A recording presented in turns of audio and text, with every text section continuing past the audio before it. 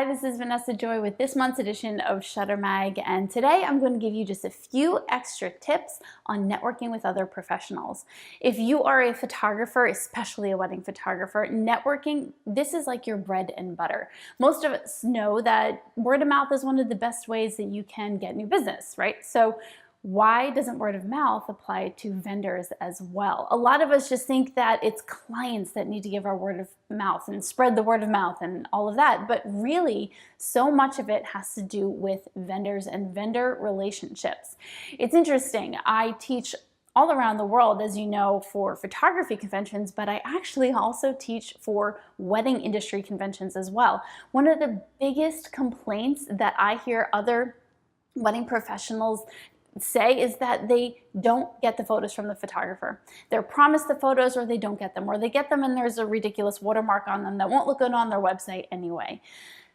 Don't be that photographer. These wedding planners and florists and venues are aching for photographers to share quality work with them so they can use them in social media, on their website, in print advertising, and the more that you share with them, the better it will be for you.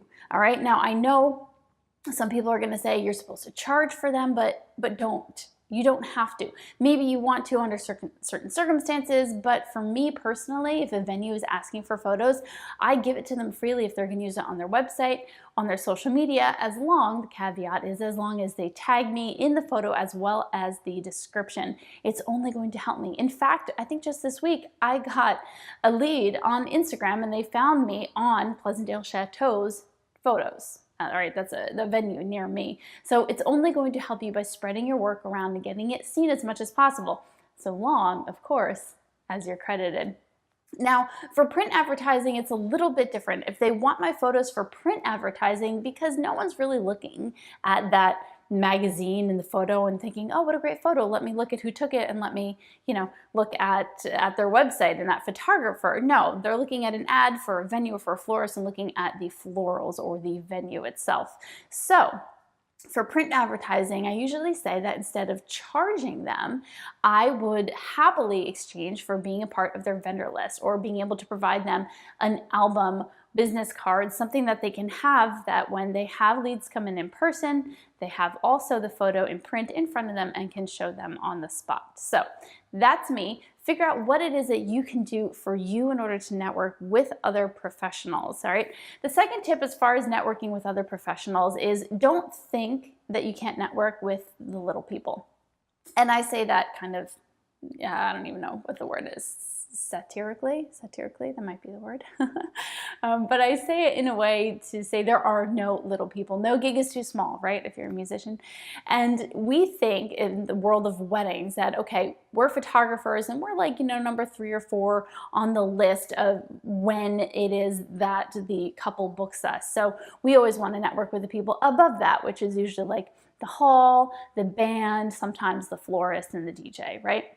And then everyone below that, like the invitation person, hair and makeup, sometimes the dress, bridesmaids dresses, they're all like below us and after the typical line of events in which these vendors are booked. So we don't spend as much time networking down, right? We tend to network up and we want to get the wedding planner and the venue and etc. to recommend us. However, I have absolutely booked $10,000 brides because a makeup artist recommended me. Do not think that you shouldn't be networking down in the chronological order of booked vendors and you only have to network up. Network down as well. Find ways that you can connect with makeup artists, with invitation people. Find all those little random vendors. There's one near me called My Fair Nanny, and they provide childcare for kids at a wedding, at the actual wedding. They're providing childcare. So they're someone that I love networking with. So network up, but also network down. And you'll probably find that when you network down, those vendors are actually much more grateful for your photos because they have an even harder time getting them than the vendors that are, big dollar vendors, I guess you could call them. And then finally, my final networking tip for you is to use social media. So please make sure that you are going and creating relationships on Instagram or Facebook or whatever your social media platform of choice is. I find it very useful to go on Instagram, find some wedding planners, some florists, makeup artists that I love their work, genuinely love their work, and then I DM them. I like a bunch of their stuff, I follow them, comment on a few things, ask questions, and then message them telling them I love their work and I'd love to work with them sometime, whether we plan or collaborate on a styled shoot or actually work on a wedding. Just as good for me.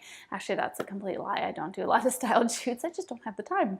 I like doing them, but I don't have the time. Anyway, but that's another way you can work with other vendors, is create a styled shoot. So there's your fourth little tip. Anyway, I will see you guys right here next month in Shutter Mag. And until then, happy shooting.